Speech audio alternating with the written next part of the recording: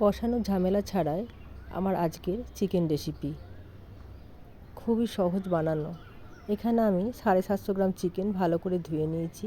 তার মধ্যে দিচ্ছি 200 গ্রাম কুচনো পেঁয়াজ, 1 চামচ হলুদ গুঁড়ো, লঙ্কা গুঁড়ো 1.5 চামচ, ধনে জিরে 2 চামচ, নুন পরিমাণ মতো, আদা রসুনের পেস্ট 3 চামচ, গোটা জিরে 1/2 চামচ, এলাচ, দারচিনি, গোটা গোলমরিচ, শুকনো লঙ্কা, তেজপাতা, সবশেষে দিলাম 3 চামচ সর্ষের তেল। এবার ভালো করে মেখে ঢাকা দিয়ে আমি 1 ঘন্টার জন্য রেখে দেব।